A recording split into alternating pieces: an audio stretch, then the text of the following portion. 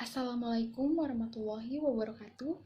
Perkenalkan, saya Angelina Ike Dwianti Kalwen Bunga dengan stambuk F1C1 19028 dari jurusan Kimia, Fakultas Matematika dan Ilmu Pengetahuan Alam, Universitas Halu Oleo.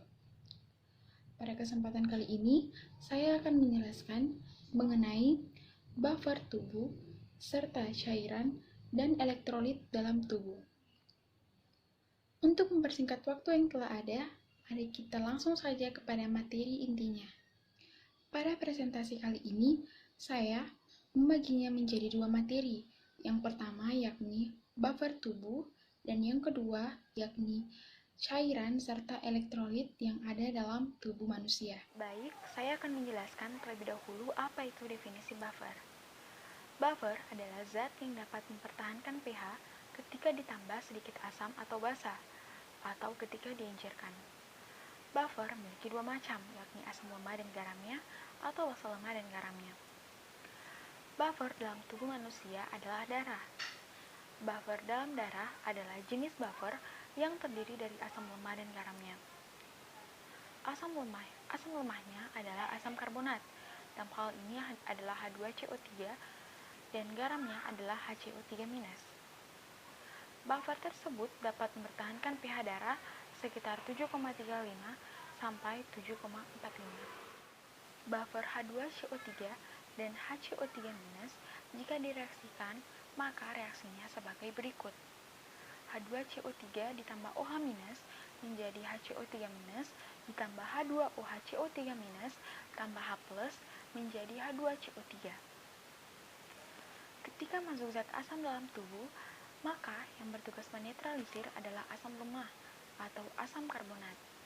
Sedangkan jika masuk zat basah dalam tubuh, maka yang bertugas menetralisirnya adalah garamnya.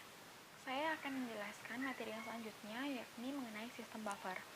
Sistem buffer terbagi menjadi 4, yaitu sistem buffer karbonat, sistem buffer protein, sistem buffer fosfat, dan sistem buffer hemoglobin. Untuk yang pertama, saya akan menjelaskan terlebih dahulu apa itu sistem buffer karbonat. Sistem buffer karbonat merupakan buffer utama dalam cairan ekstraseluler. Buffer ini terdapat dalam jumlah yang paling besar dalam cairan tubuh, yang dihasilkan oleh ginjal dan membantu dalam mengekskresikan hidrogen. Penyangga karbonat sangat berperan penting dalam mengontrol pH darah. Contohnya saja, pelari maraton dapat mengalami kondisi asidosis, yaitu penurunan pH darah yang disebabkan oleh metabolisme yang tinggi sehingga meningkatkan produksi ion bikarbonat. Kondisi asidosis ini dapat mengakibatkan penyakit jantung, ginjal, diabetes mellitus, dan diare. Orang yang mendaki gunung tanpa oksigen tambahan dapat menderita alkalosis, yaitu peningkatan pH darah. Kadar oksigen yang sedikit di gunung dapat membuat para pendaki bernafas lebih cepat, sehingga gas karbon dioksida yang dilepas terlalu banyak, padahal CO2 dapat larut dalam air menghasilkan H2CO3. Hal ini mengakibatkan pH darah akan naik. Kondisi alkalosis dapat mengakibatkan hiperventilasi atau bernafas terlalu berlebihan, kadang-kadang merasa cemas. Yang kedua, yaitu sistem buffer fosfat. Sistem buffer fosfat memiliki fungsi untuk mengubah asam kuat menjadi asam lemah dan basa kuat menjadi basa lemah. Pada cairan intrasel, kehadiran penyangga fosfat sangat penting dalam mengatur pH darah. Penyangga ini berasal dari campuran dihidrogen fosfat H2PO4- dengan monohidrogen fosfat HPO32-. Penyangga fosfat dapat mempertahankan pH darah 7,4. Penyangga di luar sel hanya sedikit jumlahnya, tetapi sangat penting untuk larutan penyangga urin. Yang ketiga yaitu sistem buffer protein. Sistem buffer protein merupakan sistem buffer terkuat dalam tubuh. Sistem buffer ini meliputi protein intraseluler dan protein plasma ekstraseluler yang menjadi buffer asam karbonat dan asam organik. Yang keempat yaitu sistem buffer hemoglobin. Sistem buffer hemoglobin berfungsi sebagai buffer pembentukan H+ saat terjadinya CO2 di antara jaringan dan paru-paru. Hemoglobin adalah salah satu contoh protein intraseluler yang bekerja sebagai asam lemah untuk menjadi buffer asam karbonat yang agak lemah. Jika tidak ada sistem buffer hemoglobin pada darah, terdapat hemoglobin yang meningkat yang dapat mengikat oksigen untuk selanjutnya dibawa ke seluruh sel tubuh. Asam hemoglobin, ion aksi hemoglobin keberadaan oksigen pada reaksi di atas dapat mempengaruhi konsentrasi ion H+, sehingga pH darah juga dipengaruhi olehnya. Pada reaksi O2 dapat bersifat basa. Hemoglobin yang telah melepaskan O2 dapat mengikat H+ dan membentuk asam hemoglobin, sehingga ion H+ yang dilepaskan pada peruraian H2CO3 merupakan asam yang diproduksi oleh CO2 yang terlarut dalam air saat metabolisme. Pengaturan keseimbangan asam basa pada cairan intrasel dan ekstrasel. Cairan intrasel yang terkandung dalam sel dan meliputi 2/3 dari seluruh cairan tubuh. Walaupun memiliki komposisi yang berbeda, tetapi konsentrasi tiap sel sama. Cairan ekstrasel atau cairan dalam sel yang mengelilingi dan dapat masuk ke dalam sel membawa bahan-bahan yang diperlukan untuk metabolisme dan pertumbuhan sel. pH dari cairan ekstrasel biasanya diatur secara ketat pada rentang 7,32 hingga 7,42 oleh larutan penyangga. Sistem pernafasan dan sistem ginjal, pH dari intrasel biasanya sedikit lebih rendah, terutama H2CO3 bergantung pada jenis sel. pH cairan intrasel diperkirakan berkisar antara 6,0 dan 7,4. Selanjutnya, saya akan menjelaskan mengenai pengaturan keseimbangan asam basa pada sistem pernafasan. Pada sistem pernafasan ini, maka organ yang paling berperan yakni paru-paru. Paru-paru berada di bawah kendali medula otak, mengendalikan karbon dioksida, dan karena itu juga mengendalikan kandungan asam karbonik dari cairan ekstraseluler. Paru-paru melakukan hal ini dengan menyesuaikan ventilasi sebagai respons terhadap jumlah karbon dioksida dalam darah. Kenaikan dari tekanan parsial karbon dioksida dalam darah arteri PaCO2 merupakan stimulan yang kuat untuk respirasi. Tentu saja, tekanan parsial karbon dioksida dalam darah arteri PaCO2 juga mempengaruhi respirasi. Meskipun demikian, efeknya tidak sejelas efek yang dihasilkan oleh PaCO2. Pada keadaan asidosis metabolik, frekuensi pernapasan meningkat sehingga menyebabkan eliminasi karbon dioksida yang lebih besar dengan tujuan untuk mengurangi kelebihan asam. Sedangkan pada keadaan alkalosis metabolik, frekuensi pernapasan diturunkan dan menyebabkan penahanan karbon dioksida dengan tujuan untuk meningkatkan beban asam. Selanjutnya, saya akan menjelaskan mengenai pengaturan keseimbangan asam basa dengan sistem ginjal. Untuk mempertahankan keseimbangan asam basa, ginjal harus mengeluarkan anion asam non-volatil dan mengganti HCO3-. Ginjal mengatur keseimbangan asam basa dengan sekresi dan reabsorpsi ion hidrogen dan ion bikarbonat. Pada mekanisme pengaturan oleh ginjal ini, berperan 3 sistem buffer, yakni asam karbonat, buffer fosfat, dan pembentukan amonia. Pada tubulus contortus proximal merupakan tempat utama dalam reabsorpsi bikarbonat dan pengeluaran asam. Ion hidrogen CO2 dan NH3 diekskresi ke dalam lumen tubulus dengan bantuan energi yang dihasilkan oleh mekanisme pompa natrium pada basolateral tubulus. Pada proses tersebut, asam karbonat dan natrium dilepas kembali ke sirkulasi untuk dapat berfungsi kembali.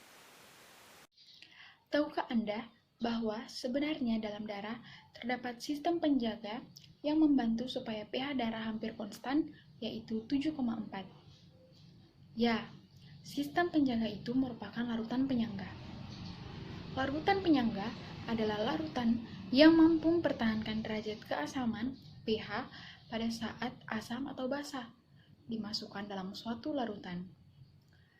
Larutan penyangga sangat dibutuhkan untuk mempertahankan keadaan pH karena apabila terlalu asam atau basa, dapat menimbulkan berbagai masalah. Peran air bagi tubuh.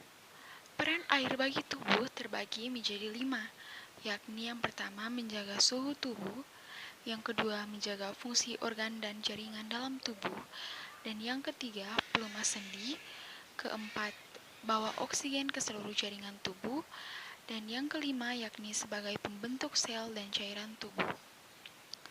Untuk yang pertama yakni menjaga suhu tubuh, fungsi air bagi tubuh manusia berguna untuk mengatur suhu tubuh agar tetap stabil, terutama saat sedang kondisi panas.